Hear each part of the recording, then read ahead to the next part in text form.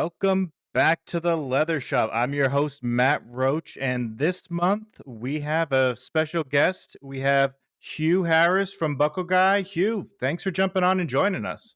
Thanks, Matt. Yeah, excited to be here and chat with you. So, for all of you that don't know, Buckleguy is based out of Massachusetts, and I never realized they were about 45 minutes from my house, which was pretty much the greatest thing that I found out. And I've been shopping at Buckleguy for years, so I was really excited when they decided to jump on board and be a part of this. And of course, we had to have Hugh on. Hugh is Hugh, tell us a little bit about yourself. Tell us what your role is there. Yeah, sure. Well, I guess I'll say we're 80-year-old business. I'm fourth generation, and today my role is kind of a bit of everything. I don't really have a defined role, so it's a bit of customer service, sales, development, finance. So I touch on just about everything here. We're a small business, so it's kind of the nature of it. Yeah, and I think that is also one of the really cool things about the leather industry. You have a lot more family-owned businesses, family-run, and it kind of you get to see what creates these brands and what is the life behind them. So, how did Buckleguy originate? How did it all come to be? So yeah, just to go back to your point, I mean, I go in on sales calls occasionally, and I walk in the door, and people say, "Wow, Hugh, I didn't expect you to be, how old you are. You're younger than expected." I mean, it's an industry where you walk in a place and they expect you to be 75 years old. So it is. Like you said, it is kind of a generational business. And for us, I'm fourth generation, and we got our start back in 1945 when my great grandfather was over in England. Went over there before the war, and he was a consultant for a lot of the tanneries. And so at the time, he was traveling within tanneries and building connections between the tanneries and a lot of the shoe companies in the U.S. So post-war, he had a lot of those connections. So he became a liaison for the tanneries and shoe companies. So think Johnson and Murphy, Allen Edmonds, FootJoy, Alden, a lot of the big players, which back then in the 40s, a lot of manufacturing of shoes and textiles was happening in Massachusetts in our area. And so we were importing all of the leather from England to all of these shoe companies. That lasted about 20 or so years. We got into tanning machinery. It was a machine called the Lisa. It was a big staking machine. So staking machines are when you take let's say stiff sole leathers, you put them through a staking machine and it softens them up. And so we were selling these Czechoslovakian Lisa machines throughout the U.S. They're, it's almost the size of half a container. Did that for a while. That moved to the East. And we got back into representing leather tanneries through the 60s, 70s, part of the 80s. And then my father got into the business, and he was selling leather at first, but then a client was asking about hardware. And so he was selling him leather. He was selling him calf skin out of England. And I said, yeah, I use swivel snaps. And so we had a contact in Taiwan, and the guy said, yeah, this swivel snap, I'll take 50,000 of those. And so it was basically an overnight decision for my father. And now granted, it took a couple of years to move out of leather and move into hardware. So we partnered with a factory out of Taiwan in the late 80s and early 90s, mostly the early 90s, specializing in solid brass hardware. And we were distributing to some of the biggest companies in the U.S. We were distributing to well, I won't say the names, but we were distributing some larger brands. And then in the year 2000, some of the biggest brands that we were working for, they're doing a big enough volume where my father and some of his partners out of Taiwan decided to go and start their own factory. And so in 2000, we built our own factory, which is the same factory that we're producing out of today. Solid brass, stainless steel, zinc. We kind of do all sorts of hardware production. Our main business being custom manufacturing. So brands come to us and say, hey, we want this particular buckle, this spec, this finish, this logo.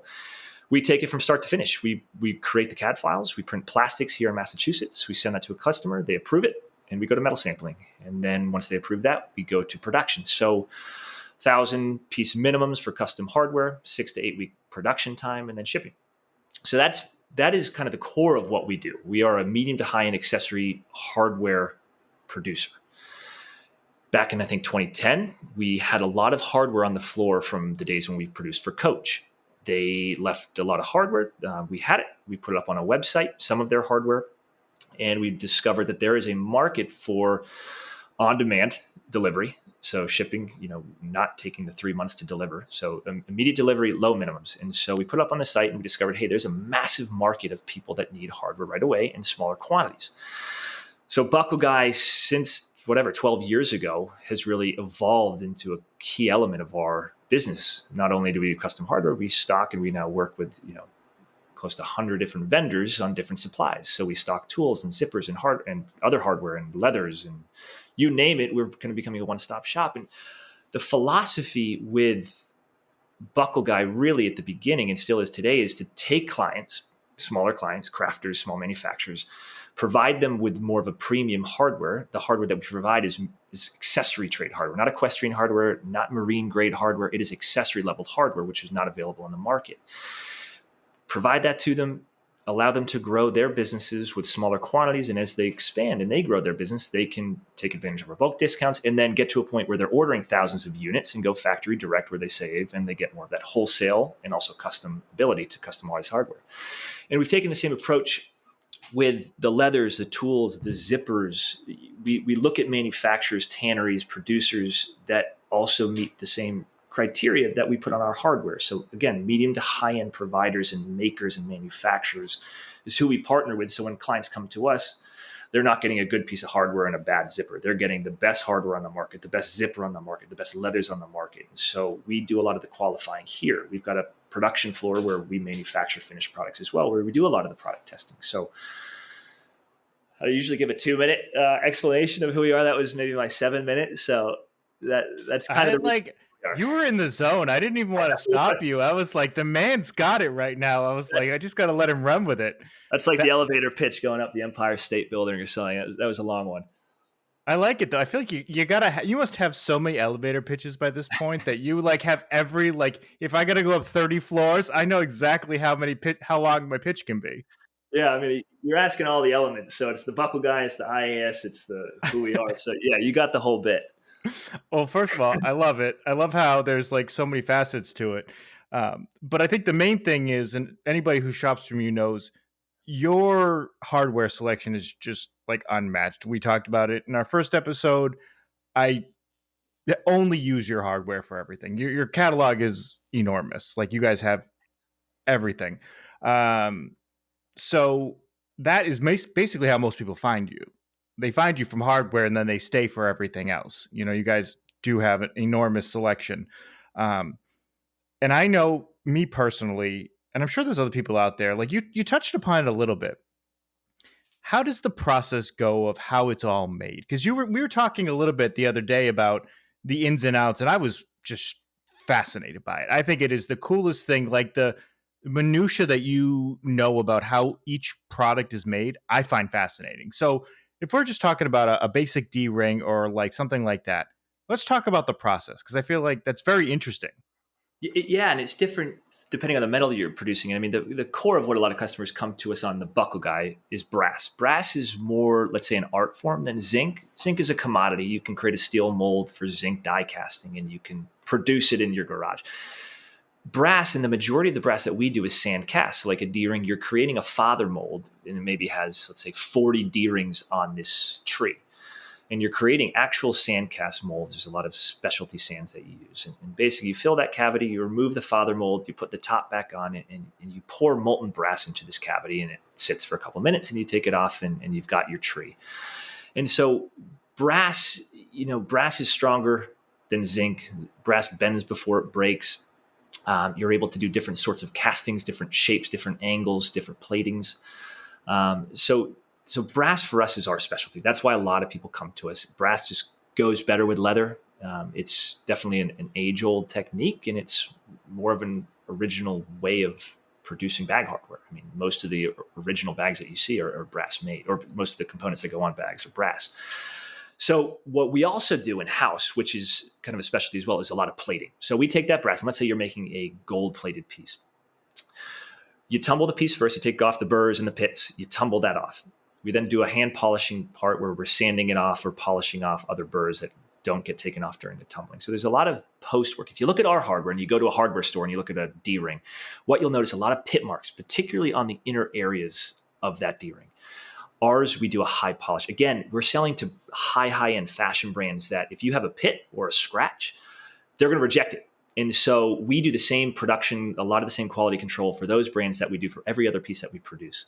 So when we are preparing for plating, we need to make sure we have a very clean surface. The first step that we do if we're going to gold plate is you do a layer of copper. A layer of copper plating basically allows for a lot better adhesion between the next layers and the brass. Copper adheres very well to brass. It also gives you a more smooth surface to do the next layer on. So copper is a huge part, because if you do a nickel plating, which is next on top of brass, nickel on brass is going to chip. It's going to flake off very soon. That copper layer creates an incredibly durable bond. So you go brass, you go copper plating, then you go a nickel layer. The nickel layer for gold is done because gold is very thin. It's a micron thickness of like 0.2 or 0.4. You can see through that. So if you did just a natural brass layer and you had gold on top of that, you're going to see down through the gold and you're going to see to that brass layer. It's not going to look nice. So the nickel layer is almost like a mirror finish. So you do gold on top of that. Again, better adhesion to a nickel layer with the gold. So as I've explained this, there's now 4 layers that you're putting on top of this brass part, and that is the proper way to do plating, particularly with accessory hardware. Again, you see a nickel plating and it's chipping and flaking. I guarantee you that's because they've plated nickel on top of brass directly instead of doing those layers in between. Lacquer coating, that's the final step. We do it for every piece of hardware that we do. Again, we do a lot of testing in-house. Again, the regulations for some of these high-end brands, we do cast testing. Cast testing is a high humidity, high heat, in high salt content in a bath for 4 hours, for 24 hours. We put our hardware in there to test our lacquer coating. So brass, which will tarnish if you don't have a strong lacquer coat, will basically deteriorate during those 24 hours. Our lacquer coating it's proprietary to us, and it's incredibly durable. We're constantly re-engineering it. And so with our brass, it's a lacquer coating that's going to allow it to not tarnish for long periods of time. We do that for everything. So that's kind of that start to finish on our production on brass. So that's probably why a lot of people don't have those like things like you said, like the flaking and the things falling apart, where I've never had anything like that ever happen, which I think is fascinating. But I also think that's probably the main reason why people are so loyal to using your hardware, because there's no issues at all. And You is do pay that a little more for it. I will say that we are not the cheapest, but there are these hidden reasons. Another hidden reason is we use all low lead brass.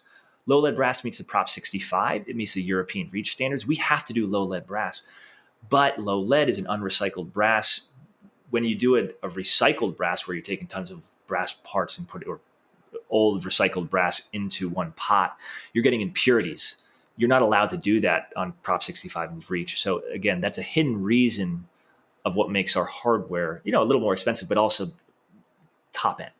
Yeah, no, I couldn't agree more. And, if anybody hasn't, visited their website, there's always links in the bios. You can check it out. And then they're always expanding their collection. I feel like we were joking about it yesterday, that even though I knew they were going to be on, there was things on their website that I hadn't even seen yet. And I thought that was hilarious, that even though I was actively looking for things for us to chat about, there was still things I missed that you had added within the last 6 weeks. But one thing I've always wondered is, how'd you come up with the name Buckleguy? Did you come up with it? Was it your dad? How did that name come up? I always wondered, was it just like you just liked buckles and you wanted to be the buckle guy? Like what, how did that happen? I love it. Well, I think maybe either myself, my brother, or my sister came up with it. So 30 years ago, my dad, he used to sell buckles, and literally we used to call him the Buckle Guy. I think he had a t-shirt that said the Buckle Guy before Buckle Guy was a thing. And so when we were starting the website, we didn't think it was going to be anything serious. So we were just like, let's have fun with it. Let's call it the Buckle Guy or Buckle Guy. And it was my dad. My dad to us as kids was always the Buckle Guy. So I feel like you need to have like a buckle named after your dad, like in the catalog. I feel like that would be awesome. He is the buckle guy. I know. Yeah, we should choose our favorite. He got Pete's tape. His name's Peter. He got Pete's tape recently because my brother got Ted's tape. So that's an ode to him. But yeah, that's a good idea. But I feel like there needs to be like the Peter, the formal buckle, like the OG buckle. I love it. That is like the coolest thing. And I bet you some people are probably like, I don't even know you as Buckle Guy. I just know you as the guy that sends me the stickers. Yes. Yeah, the sticker. Yeah. That's been fun. I know I get a lot of reposts on Instagram with that one. Yeah. The stickers are amazing. How did the stickers even happen? That's just like fantastic. I love my son. We were joking about this. He puts them on his backpack. Like we have Buckleguy stickers all over our house. Like my son, every time I get a box, he knows your tape, and Oh yeah. he opens it, he takes the sticker out, and then he closes the box back up. So the way it started, I originally thought we were just drawing stickers. No, Emma, who has been in our warehouse for ages, people in the order comments, you can write, ship as quick as possible, yada yada. Some people are writing these funny little comments like "draw me an elephant" or "draw me a bear," and Emma was taking the time on the inside of the box flaps to basically draw these. She's an artist by education, so she's a phenomenal artist, and she started drawing these pictures on the inside of the boxes with these funny puns included on the top. I started posting, or actually, no, other people started posting it and tagging us on Instagram, and I would repost it. And it became this little phenomenon for us. And it was happening for, gosh, it must have been 6 to 8 months. It was just every other day we were getting reposted and she was drawing. And so he said, well, why don't you just start doing some stickers and we'll, kind of put the dudes and gals who sew on the back burner for a bit. And, for the last year, she's, been doing one every month, and we've got another 6 that she just finished. Little sneak peek, I've got one on the water bottle. So yeah, it's been fun, and Emma in the warehouse has been doing it ever since, and will continue to do it. So you might see T-shirts at some point with them, but we'll see. That is amazing. They're hysterical. Like they're like, I love when they like come in and like the orders. I'm just like, yes, a new sticker. And I love how I didn't realize you changed it every month. I thought you just kind of had like you have like seasonal ones that are like holidays and things like that, which is fantastic. No, we tried to But I do didn't like the realize. 4th of July, like I think it was a crab with a flag, and then every Yeah. month has got some sort of thematic picture. Some are obvious and some are a little more subtle. Well, I guess it's perfect time. So people listening right now are probably like, all right, I'm going to probably get some like themed ones now that it's like the end of the year. And for anybody that's listening, we are recording some of this stuff. So what we're going to do is Christian in the people who have called, they probably talked to him. He's great. He's their marketing guy. He's going to chop up some of this stuff and put it on some of the website, because not only did we get Hugh, but we got some unreleased stuff that he's going to talk about, which is pretty much as exciting as it gets. So, first thing first is we'll of course some of this will be on the website. It might be on ours, it might be on theirs. We'll find some way to put it. But talk us about some of these like exciting things you got coming up. I know, and some of these items are released, and I didn't even know they existed until we talked about it, yesterday when we were prepping for this. So, talk about, start with the toolboxes, because I think those are so cool, and I like secretly want one, because they seem so handy and so perfect for like whatever thing you're working on in the shop. I got to give credit to Eric and Kayleen over at Quarter. They gave me the little idea on this. They had purchased a few. They're from Japan, Toyo toolboxes, and they're basically what I think, because there isn't a toolbox for the leather crafter, right? You got fisherman toolboxes, you've got toolboxes for screwdrivers and so forth. There's nothing specific for leathercraft. And when we got these in, they're utilitarian, they're simple in design. It kind of meets the ethos of leather crafters, I think. And the sizes are great. I think we're stocking 4 sizes in just about all the colors. They're from Japan. You can read about them on our site, on the Toyo site.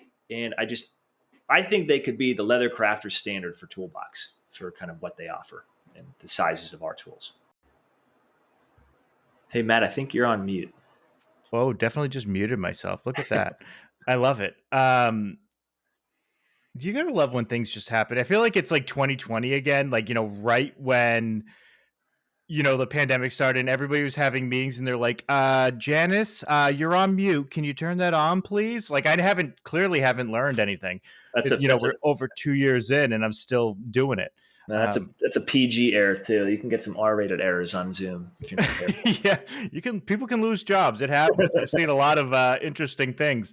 So the pandemic has given us some laughs, but these toolboxes, though, they're so unique. I mean, my dad was a contractor, so I have so many toolboxes, and I can't think of one that I actually would use with my leather tools. Like they're not like the right sizes. They're meant specifically for like a job site. They're not meant, and Christian's holding up one of the blue ones, and that's actually a really cool color. But they have like this kind of like 19 like 60s 70s. I'm going to lunch and I have my little Exactly.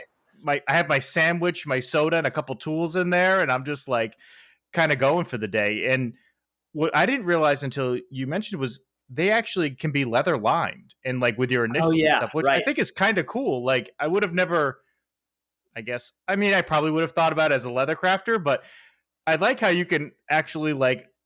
I probably would almost buy it too because it's like precision. I feel like there's certain things, Yeah. even leather, I would still buy. It was the thing. It was like, well, we can have fun with it. Other people are distributing them. It's like, well, what can we do to be different? Well, we can throw a similar color, like we're doing a dark navy on the blue. We're doing a red in the red boxes. But yeah, we cut them on our basically our knife cutter upstairs, and we do a little patch with your acronym or your name on it. But yes, you're everybody's leather crafter, so you could essentially do it yourself.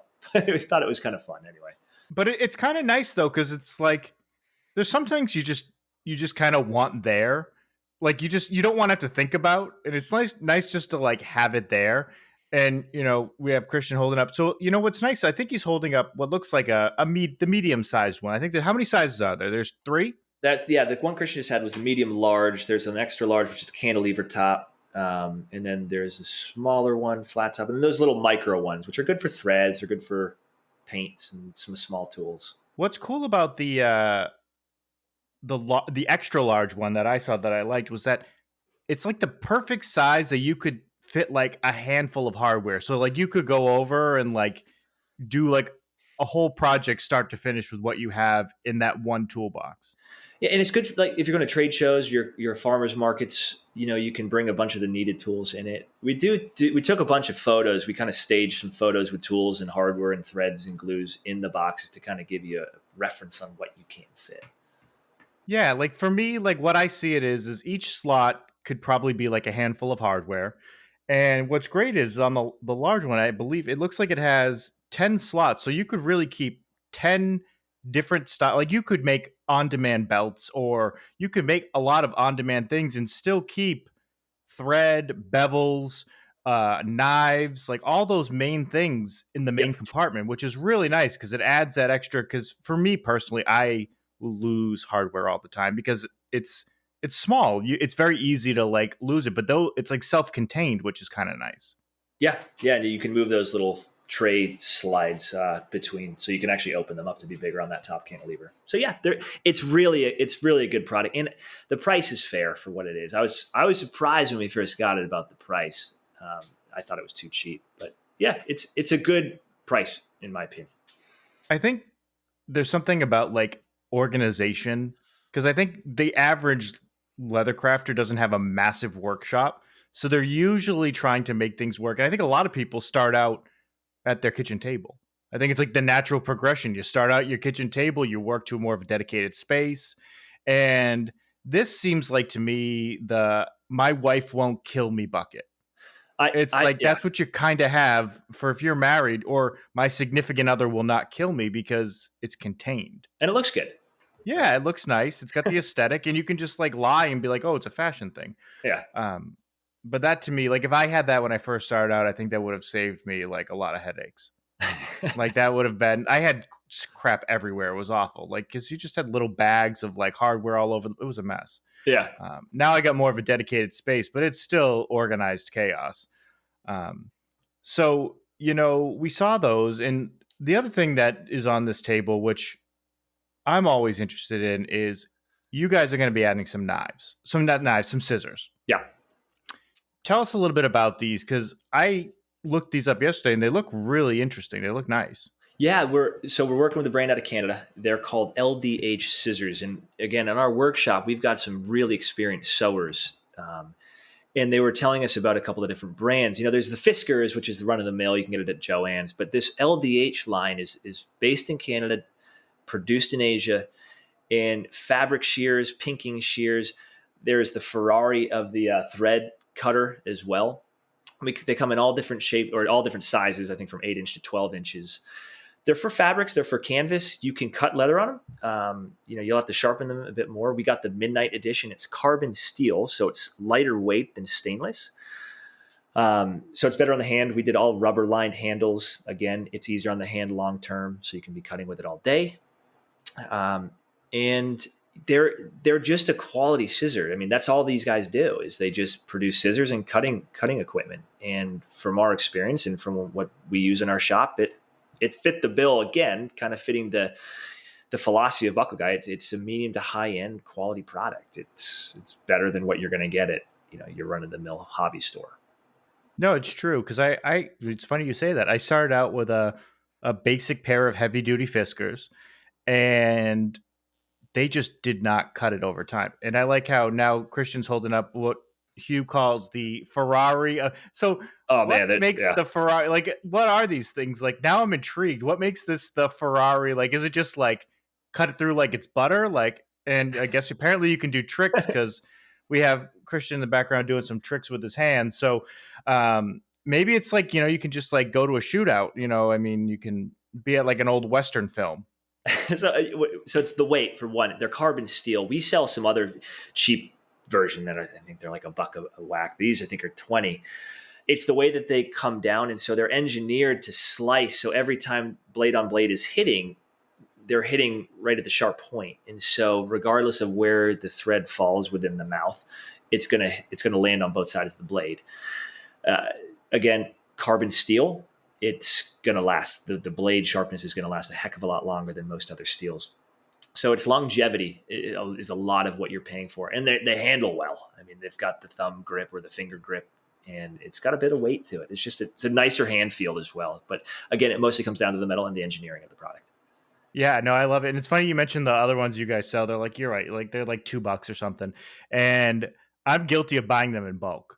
I Like know. Yeah. I buy them by like I think almost every other order I throw a 5-pack in because not only do I lose them, but like they're probably everywhere in my house, but I'll be doing something and I'll break it or like I'll do something, you know what I mean? So like I use those all they're the best like they're if you're looking for just like a basic thing Yeah. that they can't be beat. Like they're great, but you're right. There's a margin for high end like It's there's different levels. it's kind of like when I'm talking to customers about the rotary punches. We stock the Osborne rotary punch. One of them is I think $17 and one's $85. And the first question is, well, are you making one product? Or are you doing, manufacturing is going to be a hobby. We're going to have this for ages.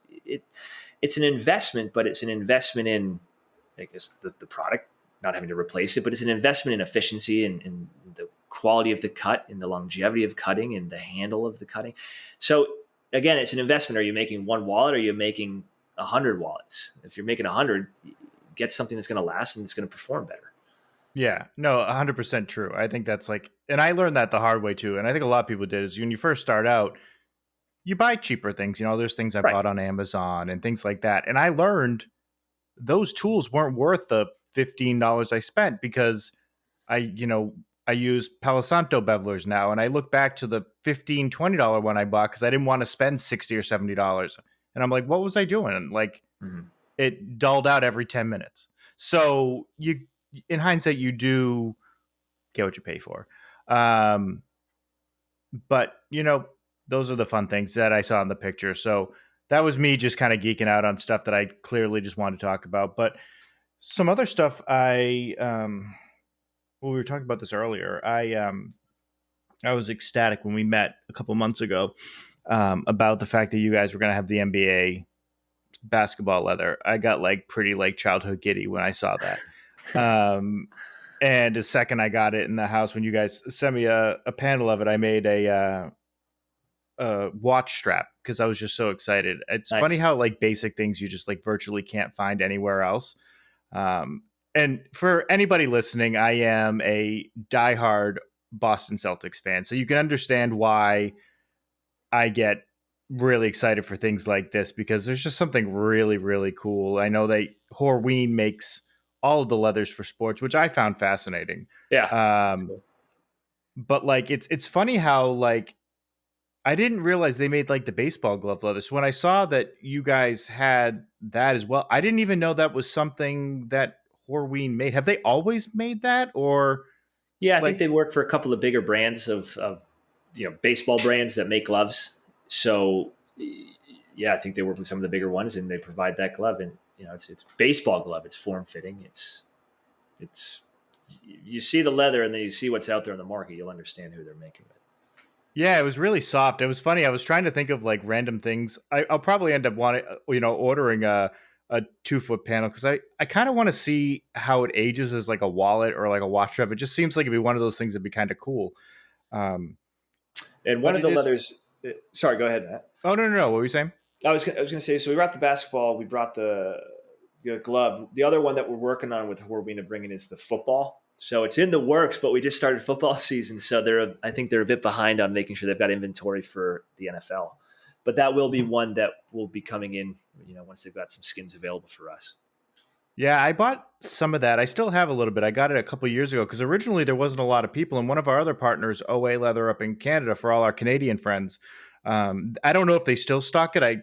I believe they used to, but I got a hide of it a couple years ago because it wasn't really something you found everywhere. Like those things from Horween, they just you see it a little bit more now, but they weren't really out there, which was surprising because it just seems like it's one of those kind of fun things that everybody would want.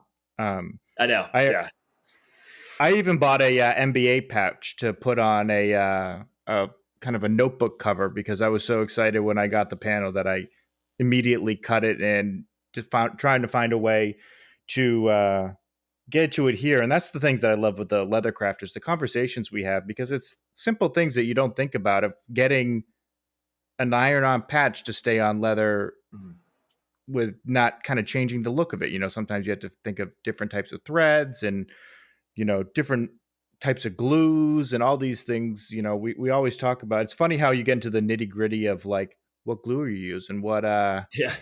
what thread do you use, and I feel like those are like the most common conversations. And it's not a one size fits all either. There's so many um, different people, and there's leathers that have been around forever, and I didn't even know they existed till we met up.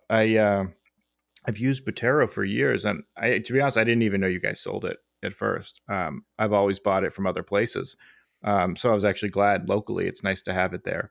Um, but I tried Valdebrana. Tell me a little bit more about that one because I know we haven't really talked about it, and I really liked using it. I made my mom a. Clearly, there's a lot of sports talk here. When you're from Massachusetts, it's kind of like religion. It comes, you love your family, and then you love you love the team. So my mom's diehard, like fourth generation, like Red Sox fan. So if it was I'm not even kidding when I say like the day my son was born, she asked the nurse to put on this Patriots game. Oh, geez, yeah. Like she was That's like, next "Can we level. get this? Can we get this on in here?" And I was like, "Ma, you realize like you're in the middle of the hospital. My son was born like 6 hours ago, and you're like, can we put the game on?" So I made her using that. Actually, it was half and half. I think it was half Butero, half Valdebrana, a little wallet, and she like absolutely loved it. It really, they feel very similar. There's a lot of similarities to them. I'm interested to kind of hear. I'm sure people want to know a little bit more about those. Yeah, we brand it under our own name. We wanted to bring it in, kind of control a little bit more of the brand. We don't do that on all of the leathers that we do. We do it occasionally. And so on this one, it's from Italy. It's from the Tuscan region. It's a pure veg leather. It's very similar. A lot of these leathers, like our Valdebrana, like Butero, it's really a lot of the same base formula.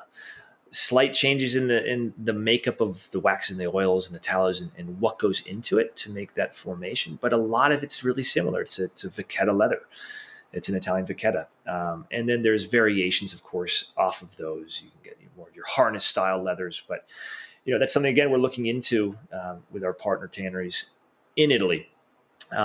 And so, yeah, we've got the range of colors. I think we've got 12 colors in our Valdebrana, and it's similar to an English bride, a little bit more supple, a little bit softer hand feel, but they're very similar. Really, when it comes down to it, if I gave you two leathers, you know, from the two tanneries in Italy and the same tannage, you'd have a hard time telling the difference. You could if you understand leather, but it's a really similar makeup in terms of what goes into it.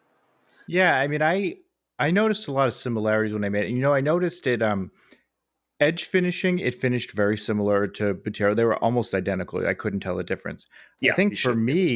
me as a leather worker, the only thing I noticed slightly was it had a little bit different of a finish on the Butero versus the Valdebrand. It's slightly almost one's almost a little bit like shiny. I don't even know how to describe it. It's got a slightly different finish, Hmm. or maybe a more matte. I guess the Valdebrana maybe has a little bit more of a matte feel than um, like a glossy feel. Yeah, Not that it has a gloss. It's slightly different. yeah, it's the end finishing, I believe, that goes into it. I mean, I believe they're both 100% aniline, so you're getting the Yeah, same dyeing process. But yeah, I would agree with it. You can see it on the surface layer just a bit yeah, on the grain. But and yeah, I 100% grain or a full grain. so that's interesting. I feel like the last 15 minutes, I've probably been people a disservice. I'm like totally like treating it like it's a QVC module because it's basically me just fanboying over here because I'd say like 80% of my stuff I get is from you guys. Thank you. And then like there's kind of like a little bit here, a little bit there. I'll buy some stuff from Rocky Mountain or Bill at District Leather, or I buy a fair amount of stuff from Weaver, but I'd say like 80% is probably you guys. So it's totally like me just like giddy for like no reason. But the one thing I did want to talk about, and it's funny, I was talking to a couple friends about this, is the PVD. When we talked a little Yes. bit about this, I didn't understand any of it, and I found it. To be honest, I didn't own a single thing PVD until we talked. And then after we talked, I immediately went home and I ordered like a couple D rings and like a couple keychain things. And I immediately made some stuff for my dad. And he loves it, by the way. He's like the hit at like the dive bars now, like the old man bars where they go and talk about their creaky knees and all that stuff. He's like the hit over there with all his cool stuff. So tell me a little bit more about this. I didn't even know anything about it until you told me. So people will probably find this fascinating. The backstory. So basically, in the in the realm of production plating, when you're plating hardware, a lot of what we do is electroplated. So you're dipping it in baths, uh, electrified water, and basically you're adhering the particles in the water bath to your hardware. With black, the nature of black forever has always been easier to understand. It's almost like a spray paint, the nature of black that most people have done that we do. We still do a type of black plating that's just a normal black coating. When you do it, and when I say normal black, I'm not talking PVD. Normal black coating is going to chip, it's going to wear within days. For example, if you're doing a normal black key ring, metal on metal with your keys, you're going to see scratch marks in that plating coming off within almost hours. That's just the nature of black in the market. It's not like a nickel plating, which is incredibly durable, nickel matte, golds. They're very strong platings because of the process. Black, you can't electroplate black in the same way. So when we introduced PVD about 5 years ago, we had never really done it. But what we were looking for was to introduce a product in black because black is popular. It's one of the most popular finishes that we have now. When we were looking to bring it in, we did not want to deal with people calling up saying, hey, my black hardware is chipping, it's fading, it's coming off within hours, and getting customer complaints. And so what we decided to do is, okay, let's investigate. PVD is poly vapor deposition, and it basically goes in these vacuum tight chambers. And similar process, you're adhering metal particles in the air to the hardware on these hanging trees. So poly vapor deposition, you do it in black. Your color tones vary from black to more of your stainless steel tones, gunmetal tones, some gold tones, and then you get your really funky ones. You get your reds, your blues, your greens. You can do rainbow. You get some funky colors, but you can't do everything you can do on brass, like your antiques, your antique nickels, your antique brasses. That's not possible with PVD. PVD is a slimmer offering of finishes, but with your PVD, it is an incredibly thin layer of plating compared to your nickels. It's like 20 times thinner, but it's almost 100 Wow. times stronger. Some degree, it's multiples times stronger than a nickel plating, a nickel matte gold plating. And so your wear testing, it's going to last. It's what you do on golf clubs. It's what you do on watches, poly vapor deposition. Let's say I sell a buckle for, it's $2 in brass, it's $2.50 in nickel plate. you're talking $3, 320 if it's in PVD. It's you're paying for it, but what you're paying for is a buckle or a key ring that's not going to scratch and fade within hours like a regular black piece. So PVD we brought to market. You're paying for it, but what you're getting is longevity in the finish. It's funny you say that because I think that is the sole reason why I never bought black stuff before, because I was always nervous about the scratches and having that underneath, and I was like, I don't want that. Like that would just be like, it's the risk you don't want to take. Whereas like brass, it's like, oh, okay, it kind of blends in. Like Yeah. it's not like this thing. And then when you told me, I think that's all I've really bought since is just like PVD stuff, because I just think that's just, and that, to me, like I get like if you're doing large scale, like that extra dollar per product makes a difference. Like most of Yeah. the things I'm doing is just for me or my family or people that I don't mind spending a dollar on. Like, it's different. But if you're doing production, that adds up real quick.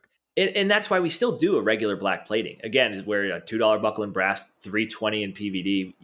With a regular black plating, you can be in that 230 range, 240 range. So we can do it, and we still do it. We do it for a lot of our clients that they're buying 10,000 units and they can't afford the PVD, so we do regular black. But again, there's a nickel layer under that black. So if you're scratching through, that contrast of the nickel layer on the black is going to be pretty apparent. And so Yeah. we have to give them warnings, and we put it in writing that, hey, you can't reject this if it fades or if it scratches within, any period of use, because it's going to. Yeah, it's inevitable. Well, I mean, I think that also is a good point. Like you have to have some level of like expectations too. Like if you want something, but the coolest thing that I thought was I didn't realize it could be so many different colors. Like to me, like the fact that something can be PVD and like you said, rainbow or like red or blue, like that is like that's like fascinating to me. And I don't know if that's just me kind of geeking out, but like at like the science of it, but like the fact that you can take anything and put it in that material is fascinating. I mean, hey, if you want to do a blue or red, you'd be my first. The amount of people I've showed the blue and red and have a similar reaction, but never go forward with it. It's kind of like in hardware. The amount of people that have asked me for rose gold and copper is numerous over the years. And I'm talking on the wholesale side where people are going to put Yeah. an order in for 1,000 units. I think I've done copper twice, been asked for it over 100 times. And so copper, it always sounds great. But again, there's so many levels of copper. Do you want shiny penny copper, or do you want, 30-year-old copper penny? And there's a lot of variation. I like antique nickels. So anyway, it's one of those like copper and rose gold that I would love to put it into Buckleguy, like a PVD red and a PVD green. But I can guarantee you it's going to sit on my floor for a while. I feel like we need to like do like a Kickstarter so I can just like I can Yeah. like bribe people into like funding my like stupid ideas. Give me Like a reason. I'm down, but you got to I give just me like give me a reason. and what's the worst part? I have no good reasons. And you think I'd like be better at negotiating with these things because I have to sell my wife on everything, and I'm not getting any better at it. Like as the years, I think like my solutions are getting worse. Like they're not getting any more effective. I mean, maybe what we did on some items like our fish hooks and our collar studs.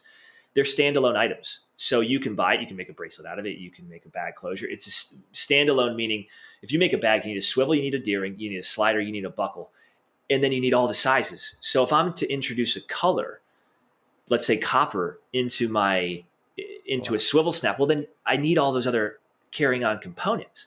But a fish hook, a collar stud, there's a couple of items that we can do that are standalone products to test the market, and we've done it with copper, gunmetal, some golds, and even in those items, they're the low sellers. Your brass is obviously number one because you're getting the true finish. Brass is brass. What we do to our natural brass is we cast it, we tumble it, and we lacquer it. You cut that thing in half, you're going to see the same color tone throughout the whole piece. And so that's obviously why you're buying brass for brass. That's what you're getting.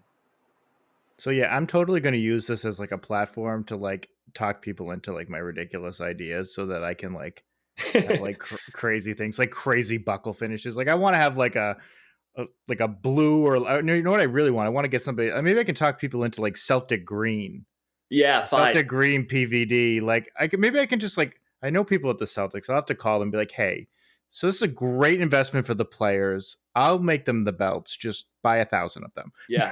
Yeah. Start a petition. Maybe if I get a petition of X amount of people on it, we can launch a buckle in that color.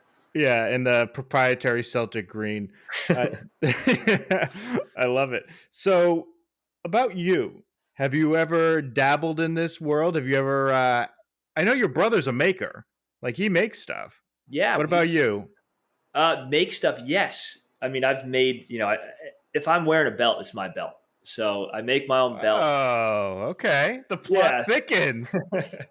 little testing on the product. I mean, I test obviously all the tools, but I make some wallets, some key fobs. I've made my wife on the occasion, purses and clutches. I cannot say that my quality stacks up to anybody that probably buys from me. So yeah, I dabble in that.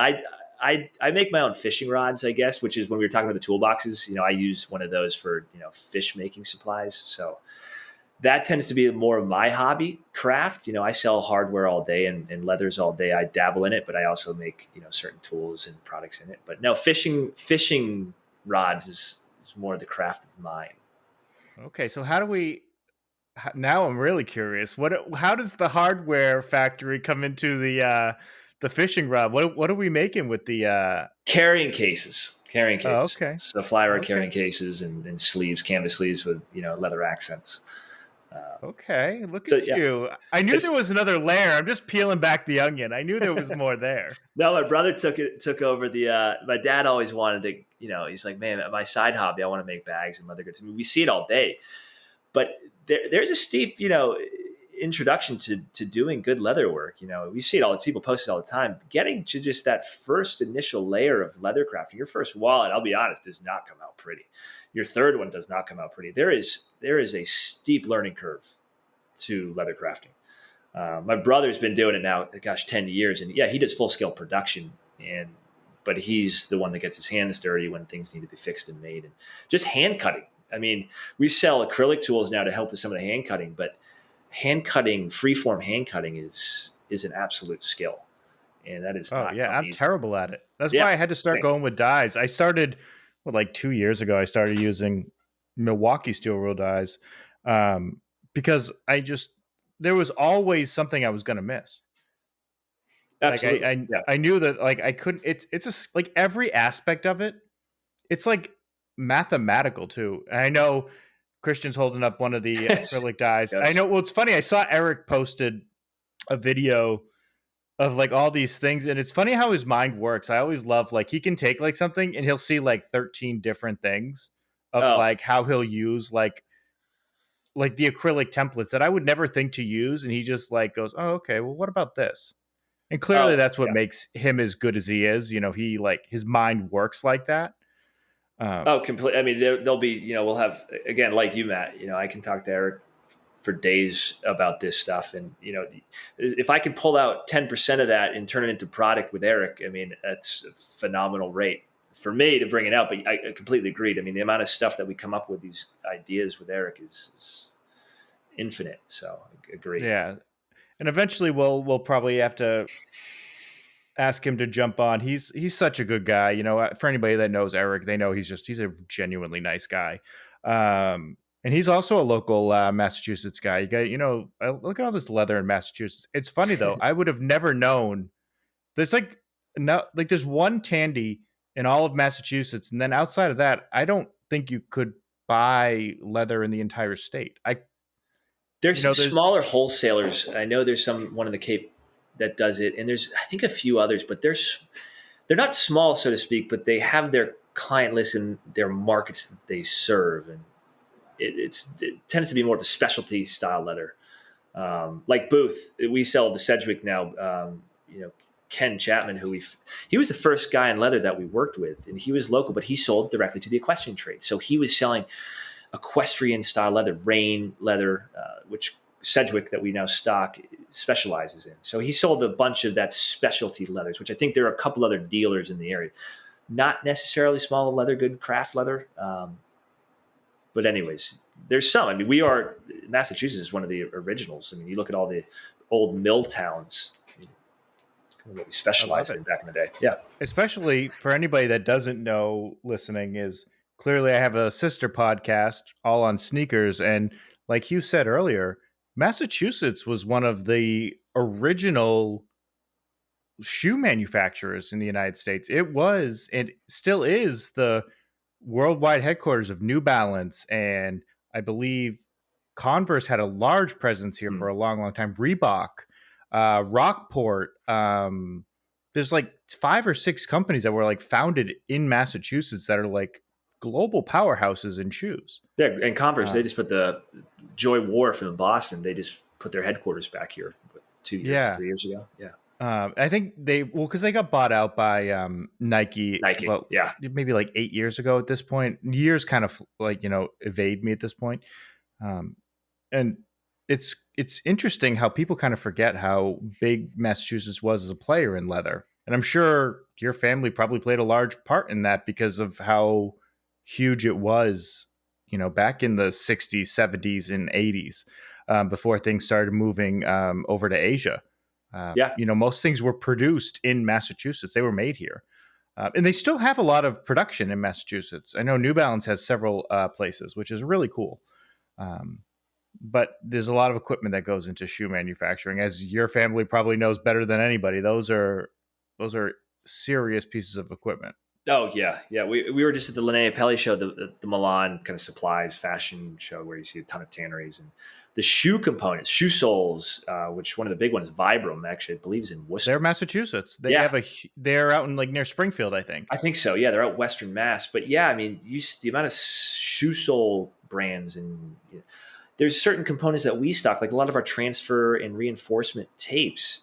A lot of that you go through the brochures of some of these manufacturers, and it's a lot of it's geared toward shoes. Yeah, you have the supports, you have the counters, you have and a lot of shoes too. Back in the day, they used to have solid leather, inside the sole, like above the sole of the shoe as kind of a support. Whereas even like, work boots, all those things used to have, veg tan like inside the shoe. Oh, the They stiff! don't, It's like you get up to 14 ounces, and it's the most rigid, firm leather you can find. At and the it at like the just show, rolls. at the tannery, there's still tanneries that specialize purely in sole leather, in shoe sole leather. Really, I feel like that must be a fascinating like show. Well, it comes to the U.S. once a year, I think. Doesn't it come to New York? Yeah, we used to do it's. I mean, it is a microcosm of what the one in Italy is. I mean, to do the show in Italy, you can walk miles and miles and miles and not see a quarter of it. The New York show is very small. There's maybe 60 vendors. We used to do the show, and we stopped. We only do the Italy one now twice a year. That's fascinating. Do you guys need anybody to sit in your luggage or just hold your brochures? Because I will totally sit on that flight. Um, that must be amazing. Yeah, I've never. I've always thought about going to New York one, but if it's not that big, that's not exactly It's good. exciting. Yeah, I mean, you get a bunch of tanneries that will show up. There's a few other players, but it's mostly leather guys, and a lot of them will come to kind of say hello to their New York clients. New York and Yeah. LA are being the two biggest fashion capitals in the U.S., so it's a good Now, spot for a lot of them. would you say it's good for the small craft, like the people who would be your customers? Is that still a place that has value? Because those people, they're only buying, a few hides at a time, or they're not buying 1,000. Typically, the everyday person, they're not buying 1,000. Is there still, would you say, a lot of value to those, or is it more geared towards the larger clients? The guys who put in the 10,000, 100,000 order units. Are you seeing the trade shows? Seeing Yeah, like those types of things. Are they geared towards like your average person, or is it? we get I mean, so when we were in Linnea Pelli last week, we got a lot of people coming to the booth that were small Buckleguy customers. Hey, we've heard of you. We're in Europe here, and one of the biggest issues is shipping, obviously, and the VAT Yeah. that you ship into. But no, you get some U.S. companies, you get some companies from Africa, quite a few. Ethiopia, actually, which I learned. We have a bunch of customers from Ethiopia. Ethiopia is the number one country in Africa for export of leathers, which I thought was interesting. Fun fact I learned while I was there. Wow, But that's a plot twist. You could yeah, have given me 100 guesses, and Ethiopia would not have been one of them.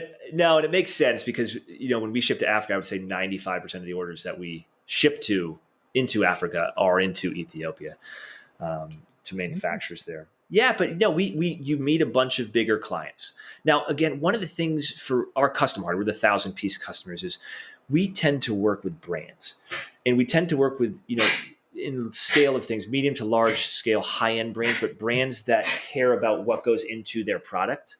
So, for example, a lot of your mass market companies that are making, millions of handbags a year, they tend to go to factories in Asia, and they'll say, I want this product, this spec, and I need you to be at $17.52. Well, I'm not going to be in that product. We tend to work with on the larger brand side, companies that care about the quality of the product, such as the brass hardware and the spec and the testing that we do. Um, and so if we find those brands that have a connection to the supplies and the materials that go into the product, that tends to be who we work with. And so, yes, at these shows, we do meet them. We meet small clients, and we also meet the big clients. I like it. No, that's cool. I've always wondered about those things. I think a lot of people do too, and I think probably a lot of people that listen are probably they probably feel the same way. Is they don't know how they are in like this gray area. They don't know like, and the great thing is you guys kind of cater to that gray area, which is nice, because not a lot. Otherwise, it's hard. There's very few companies. I think maybe Weaver and like maybe two others that even like sell in small enough quantities that you can actually even like get stuff, which is it's really hard to like get things at a smaller quantity. Yeah, and our biggest client today is started off buying a couple hundred pieces here and there. So we've always, I mean, my dad's ingrained it into me when I started. It's like, no, we take care of the small guys because they at some point will be the big guys. And so, we treat everybody. And that's why we have Buckleguys, because we want to take care of the small guy. That's the idea behind Buckleguys, giving people the quality hardware that they couldn't get otherwise unless they ordered 1,000 units. Well, I'll make you feel better about yourself. So there was somebody who in one of my groups, he's become a friend of mine, and he bought one of the clicker presses. And for the Yes. life of me, he couldn't remember it, like how to figure out how to open it. And it was just like he just had a moment. And he thought the coolest thing was the fact that you actually called him, showed him how he was just like showed him where to fix it, and like talked to them for 15 minutes and then went right back on with your day. Like at a lot of places, you don't get that.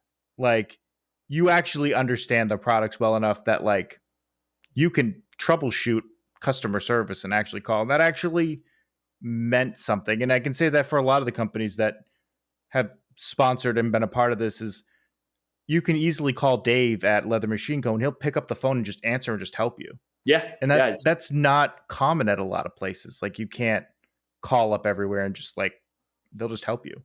Yeah. I mean, it's a small industry, the, the market itself is small, again, on the high end, the high volume side, there's only so many big brands. There's only so many people in those companies. It's a small world. And so, the connections, the relationships, and the reputation that you have in this world is incredibly important. You burn a bridge and, most people may hear about it. So, we try to treat our customers the same. Now, I would love to pick up the phone more. I mean, when I started here and I started the customer service part of the business 10 years ago, it was, that's all I did all day. And it was fun. You're going from a couple of emails a day to, now dealing with a lot more than that. And the same with calls. I pick up the phone. I could talk to somebody for 20 minutes, but then I won't get anything done. But I enjoy connecting with the customers and making that connection with them. So it's a fun part of the job. I mean, getting on the road and seeing people and seeing their shops and meeting them and seeing what they do is, for me, the best part of the job. And then shortly after that is, some product development. That's a lot of fun too. But seeing and meeting people is what I enjoy. Yeah, no, I you can tell too, like the excitement level. It's unique. You have like this excitement to it, and it's probably we were joking before we started recording. I was like, well, I mean, I get it. It's like I probably have like this like nervous energy where it's like I just get excited about anything. Like you could talk about like rotisserie chickens, and I feel like I find some level of excitement with it. Absolutely no apparent reason, but like I'm like, all right, yeah, let's keep talking. Let's go. Like I like this. Yeah, curious. That's good. Yeah, it's interesting. You never know what you're going to learn. But I think that these are the really important things, and you know, those little things go a long way, like you said. You know, I appreciate you hopping on, and for everybody that listens, be sure to check out their stuff. I'll let you know which actually will on the page. I have all the products that I personally use. I mean, clearly they sell more, but it's basically stuff that like, and also we get no money for it, so don't feel like you're like we're trying to be sneaky about it. I always love to just throw that in because it's nice when you actually like have like the like moral high ground for once, which I very rarely do. I'm just like, all right, like cool, like we're actually just doing it to be a good Samaritan. Yeah, check it out, and Hugh, any final words? Anything people to check out? Where can they find everything? Yeah, on the site. I mean, I just hope I wasn't plugging my stuff too much. I mean, if Uh, anything, I feel like I didn't help either, so it's really not much. no, yeah, I'm only kidding. No, I mean, we put it all on the site. I mean, if you want to talk custom hardware and development, anybody here in the shop can That can rose talk about gold it. and copper, want to be one of those Yeah, people that yeah. If you want to rose sign the gold. petition we've got going here, you can call up and it will go on the invisible sheet. So, Yeah. I'm 100% going to put like a little like page on the website of people to get the Celtic green belt buckles one day. Maybe one day I'll know where it started. So, yeah. Or it'll probably have like two supporters. It'll be like $8 it'll raise. Um, but hey, everybody, listen, we appreciate you jumping on. Hugh, thanks for joining us. thank And you, Matt. for everybody that's listening, I hope you have a great Thanksgiving if you're in the U.S. And we'll catch you next month. Have a good one.